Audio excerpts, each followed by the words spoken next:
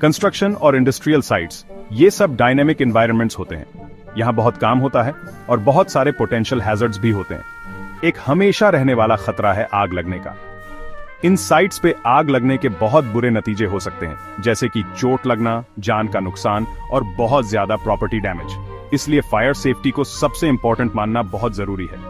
हमें प्रिवेंशन और प्रिपेयर्डनेस का कल्चर बनाना होगा। ये ऐसे कंस्ट्रक्शन और इंडस्ट्रियल साइट्स पर फायर सेफ्टी की इंपॉर्टेंस के बारे में डिटेल में बताएगा।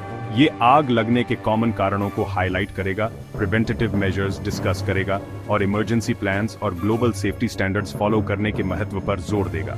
इन सब चीजों को समझकर हम मिलकर फायर रिस्क्स को कम कर सकते हैं और साइट पर सबकी सेफ्टी इंश्योर कर सकते हैं। याद रखिए, सेफ्टी सबकी जिम्मेदारी है। आग को रोकने के लिए ये समझना बहुत जरूरी है कि आग कैसे लगती है। कंस्ट्रक्शन और इंडस्ट्रियल साइट्स पर अक्सर ज्वलनशील चीजें होती हैं, जैसे कि लकड़ी, फ्यूल्स और केमिकल्स। अगर इन चीजों को सही तरीके से स्टोर और हैंडल नहीं किया गया तो ये आसानी से आग पकड़ सकती है। बिजली से जुड़ी प्रॉब्लम्स जैसे फॉल्टी वायरिंग, ओवरलोडेड सर्किट्स और इलेक्ट्रिकल इक्विपमेंट का गलत इस्तेमाल, ये भी आग लगने का एक बड़ा कारण है। वेल्डिंग, कटिंग और ग्राइंडिंग जैसे हॉट वर्क ऑपरेशन से स्पार्क्स और बहुत तेज गर्मी निकलती है। अगर सेफली नहीं किया गया तो आग लगने का खतरा बहुत बढ़ जाता है। साफ सफाई न रखने से लकड़ी के बुरादे, सॉडस्ट और पैकेजिंग मटेरियल जैसी ज्वलनशील चीजें इकट्ठा हो जाती हैं, जिससे आग लगने और तेजी से फैलने का खतरा बढ़ जाता है। इसके अलावा सिलेंडर्स, पाइप्स या इक्विपमेंट से गैस लीक होने से विस्फोट और आग लग सकती है। मेंटेनेंस न होने या गलत ऑपरेशन की वजह से मशीनरी के ओवरहीट होने से भी आसपास की ज्वलनशील चीजों में आग लग सकती है। लापरवाही, गलती और अवेयरनेस की कमी जैसे ह्यूमन एरर्स भी आग लगने की घटनाओं में बहुत बड़ी रोल प्ले करते हैं। इन कॉमन कारणों को समझकर हम रिस्क्स को कम करने के लिए टारगेटेड प्रिवेंटिव मेजर्स ले सकते हैं। कंस्ट्रक्शन और इंडस्ट्रियल साइट्स पर आग को रोकने के लिए एक मल्टी फेसेटेड अप्रोच चाहिए होता है, जो हर तरह के पोटेंशियल हैजर्ड्स को एड्रेस करे। एक क्रूशियल एस्पेक्ट है ज्वलनशील मटेरियल्स का सेफ स्टोरेज। इन मटेरियल्स को आग के सोर्सेज से दूर डेजिग्नेटेड एरियाज में रखना चाहिए, उन पर प्रॉपर लेबल्स लगानी चाहिए और उन्हें सूटेबल कंटेनर्स में स्टोर करना चाहिए। इलेक्ट्रिकल सेफ्टी बहुत इंपॉर्टेंट है। किसी भी फॉल्ट्स या पोटेंशियल हैजर्ड्स को आइडेंटिफाई और रेक्टिफाई करने के लिए क्वालिफाइड पर्सनल द्वारा इलेक्ट्रिकल सिस्टम्स, इक्विपमेंट और वायरिंग का रेगुलर इंस्पेक्शन होना चाहिए। इसके अलावा जहां पानी या नमी होती है, वहां ग्राउंड फॉल्ट सर्किट इंटरप्टर्स GFCIs का यूज करने से इलेक्ट्रिकल शॉक्स और आग लगने का रिस्क काफी कम हो सकता है। हॉट वर्क ऑपरेशंस के लिए एक्स्ट्रा प्रिकॉशंस की जरूरत होती है। हॉट वर्क एक्टिविटीज के दौरान और बाद में आग लगने के किसी भी साइन पर नजर रखने के लिए एक डेजिग्नेटेड फायर वॉच मौजूद होना चाहिए। क्लास D फायर्स, जिनमें ज्वलनशील धातुएं शामिल होती हैं, के लिए suitable fire extinguishers readily available होने चाहिए। हाउसकीपिंग फायर प्रिवेंशन में बहुत इंपॉर्टेंट रोल प्ले करता है। वर्क एरियाज को साफ और ज्वलनशील कचरे से मुक्त रखना चाहिए। वेस्ट मटेरियल्स को डेजिग्नेटेड कंटेनर्स में प्रॉपर्ली डिस्पोज करना चाहिए और साइट से रेगुलरली रिमूव करना चाहिए। सेक्शन 4, इमरजेंसी प्लान्स, अनपेक्षित के लिए तैयारी। सबसे अच्छे प्रिवेंटिव मेजर्स के बावजूद आग फिर भी लग सकती है। नुकसान को कम करने और साइट पर सबकी सुरक्षा इंश्योर करने के लिए एक वेल डिफाइंड इमरजेंसी प्लान होना बहुत जरूरी है।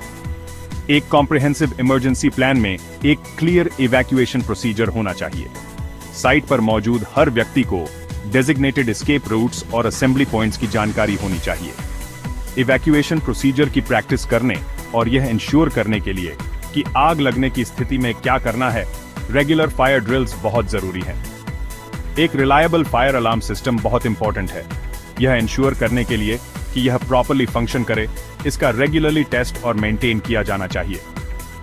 फायर एक्सटिंग्विशर्स आग के खिलाफ फर्स्ट लाइन ऑफ डिफेंस हैं।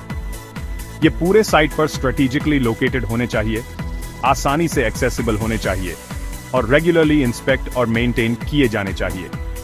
साइट पर सभी कर्मचारियों को फायर एक्सटिंग्विशर्स के प्रॉपर यूज की एडिक्वेट ट्रेनिंग प्रोवाइड करना बहुत इंपॉर्टेंट है।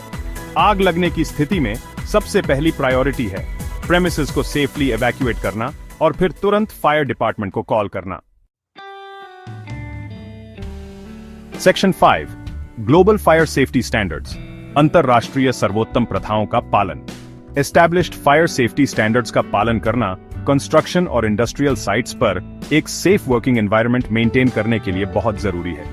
कई इंटरनेशनल ऑर्गेनाइजेशंस जैसे कि यूनाइटेड स्टेट्स में occupational safety and health administration OSHA, national fire protection association NFPA और इंडिया में bureau of Indian standards BIS ने comprehensive fire safety standards and codes develop किए हैं। ये स्टैंडर्ड्स कई सारे एस्पेक्ट्स को कवर करते हैं। ये फायर प्रिवेंशन, डिटेक्शन और सप्रेशन सिस्टम्स के साथ साथ इमरजेंसी प्लानिंग और इवैक्यूएशन प्रोसीजर्स को भी एड्रेस करते हैं। ये ज्वलनशील मटेरियल्स की सेफ हैंडलिंग और storage, electrical safety, hot work operations और फायर एक्सटिंग्विशर रिक्वायरमेंट्स के लिए गाइडलाइंस प्रोवाइड करते हैं। इन स्टैंडर्ड्स का कंप्लायंस कई ज्यूरिसडिक्शंस में सिर्फ एक लीगल रिक्वायरमेंट ही नहीं है, बल्कि यह वर्कप्लेस सेफ्टी के प्रति कमिटमेंट भी दर्शाता है और आग लगने और उसके डेवास्टेटिंग कॉन्सिक्वेंसेस के रिस्क को कम करता है। इन स्टैंडर्ड्स का पालन करके कंस्ट्रक्शन और इंडस्ट्रियल साइट्स सभी के लिए एक सेफर एनवायरनमेंट क्रिएट कर सकते हैं। सेक्शन 6 कंक्लूजन, एक सुरक्षित कार्यस्थल के लिए साझा जिम्मेदारी। कंस्ट्रक्शन और इंडस्ट्रियल साइट्स पर फायर सेफ्टी सिर्फ सेफ्टी मैनेजर्स या डेजिग्नेटेड पर्सनल की रिस्पॉन्सिबिलिटी नहीं है।